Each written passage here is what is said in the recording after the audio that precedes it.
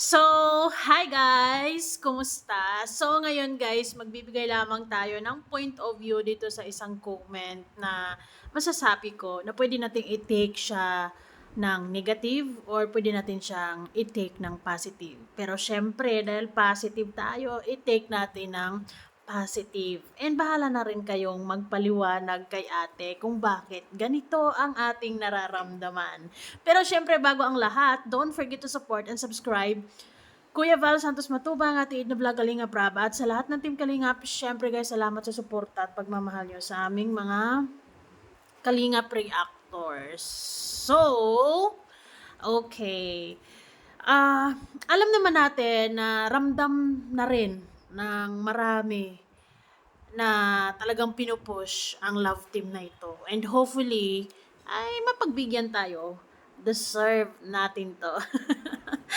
Like ilang buwan tayong nakikipagbardagulan sa kung papalik-balik na issue, paulit-ulit, paikot-ikot na issue. Deserve natin ng masaya. Yung nagmamaraton kayo, yung masaya lang, yung inaabangan, yung excited kayo, may excitement ka sa bawat episode. Ganon, di ba? Nakakamiss yung ganong feeling kaya. Oh.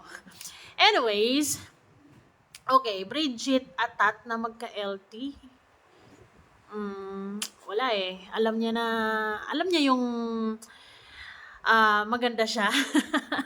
Ay, totoo naman yan. Dapat, di ba? Just simply, proud being ikaw. And sigurado, ramdam ni Bridget yun na kung face card ang labanan, meron talaga siyang ilalaban. Anyways, sige, babasahin natin si Ate Kishara. Yan ang hinihintay ni girl. 'Di ba nung interview siya noon, atat na atat siya magka-LT. Galing sa bibig niya mismo. Kaya pagbigyan na si girl para naman magkaroon ng sponsor, need niya rin. So 'di ba, kung papakinggan mo, positive naman. Pero kung intindihin mo ng negative dahil sa word na atat, magiging negative. Pero piliin nating maging positive. Okay? So ganito 'yon. Sino ba namang aayaw sa isang opportunity, 'di ba? Alam natin kung ano ang natatanggap, kung ano ang mangyayari, kung ano ang blessing. Grabe kapag patok ang love team. Pero nung mga panahon na 'yon, nung ini-interview siya ni Kalinga Prab about sa pagkakaroon ng love team, sigurado ako wala din siyang idea kung sino yung makaka-love team niya if ever. 'Di ba? Kumbaga clueless din siya na si Kalingap Ido pala. Ano ka ba? No? So, kahit naman na ako, 'di ba? Kahit naman na sinong nasa posisyon ni Bridget, nandyan ka na sa Kalingap eh. Bilang Kalingap Angels ka na eh, 'di ba? Isa ka na sa mga talagang piling-pili, 'di ba? Na talagang one of these days yung isa sa kanila or pwedeng, 'di ba? Na maaring sisikat at katulad nila Biancy noon, nila Joy ngayon, Carla, Krista, 'di ba? Sino ba namang ayaw sa ganong klaseng pagsikat, 'di ba? Nandiyan na sila eh. Andiyan advantage na 'yun eh. Andiyan na si Kalinga Prab, 'di ba? Kumbaga, kung meron mang darating na pagkakataon or opportunity na magkaroon siya ng love team, nagkataon din na papatok or matatangkilikin ng mga tao, why not? 'Di ba? Sino ba si Bridget para mag-inarte pa?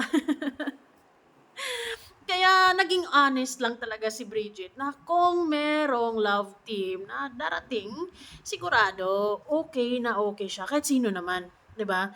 Kahit sino naman dahil aware siya sa mga nakikita niya, sa mga nakikita niyang love team sa Kalingap na talagang sobrang iba yung basta alam niyo na 'yon, 'di ba? At sabi niya diyan, galing sa bibig niya mismo, malamang. Kaya pagbigyan na si girl para naman magkaroon ng sponsor, need niya rin. Well, kaya nga, yung pagkakaroon ng love team, tapos tatangkilikin. Kasi si Bridget parang na-try na to ng isa pang, ng kapatid ata yun ni Coach Romeo, pero hindi, hindi pumatok. Hindi, it was not really the right time pa. Pero ngayon, ito yung talk of the community. Sa mga ayaw ng mga usaping issue, dito tayo sa usaping kilig.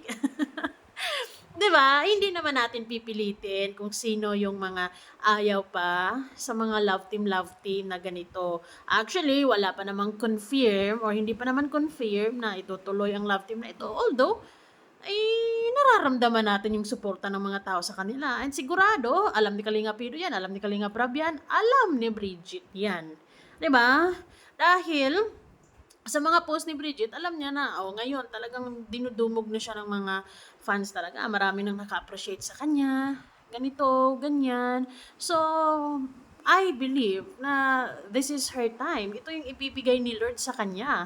Kasi, ang pagkakaroon ng love team, lalo na kung sikat, lalo na kung mamahalin ng mga tao talaga, it's a blessing eh. 'Di ba?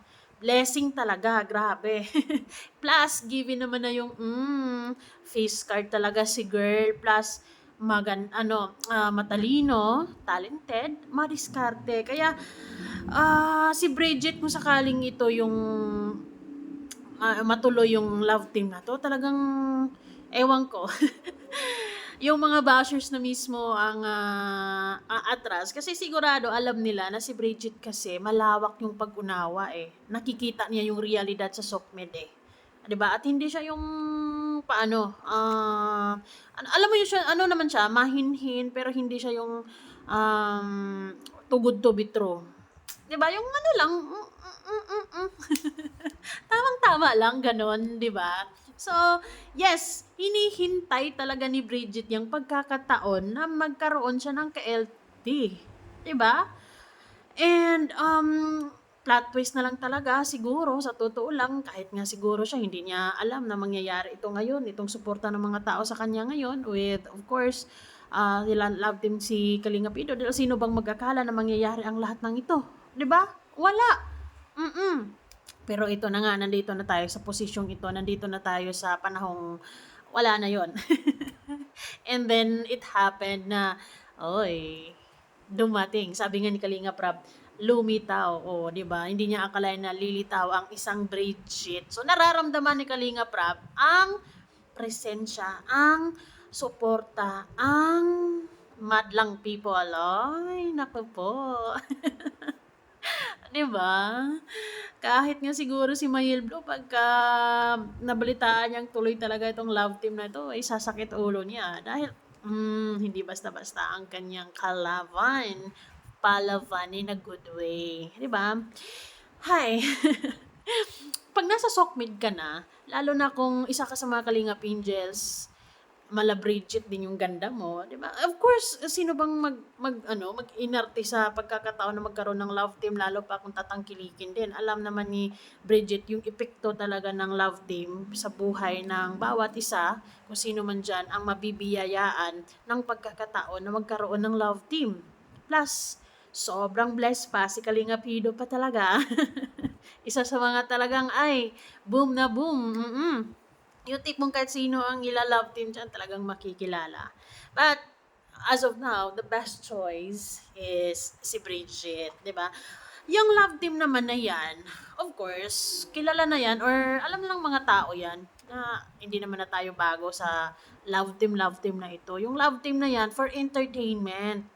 Yan, kung magkakaroon ng sponsor, it's a blessing. 'Di ba? Ibig lang sabihin, no, nakikita nila yung na yung dalawa, nagugustuhan nila yung nakikita nila, nagugustuhan nila yung napapanood nila, kung gusto nilang magbigay, edi thank you. Pero wala namang sapilitan, wala namang kinukolekta si Bridget na, ay, kailangan ko ng ganito, kailangan si ganito, 'di ba? Kusa yan. It's a blessing. 'Di ba? So, sino ba naman tayo para aayaw sa blessing? 'Di ba? And, yes, kailangan ni Bridget yan sa kanyang pag-aaral. And, of course, pag tuloy-tuloy yan, magkakaroon din siya ng magandang bahay. And, alam naman na natin kung ano yung nangyayari kapag talagang maganda ang takbo ng isang love team talaga, di ba? Grabe yung suporta. Mas aswerte ng si Bridget ngayon kasi kumbaga sa mga sponsors din ni Kalinga Pido so far sa may mga nagko-comment sa live ko suportado din sila 'di ba? Kumbaga kung masaya ka diyan Kalinga Pido, masaya din kami. Gano'n lang. So, ayun lamang guys. Thank you so much.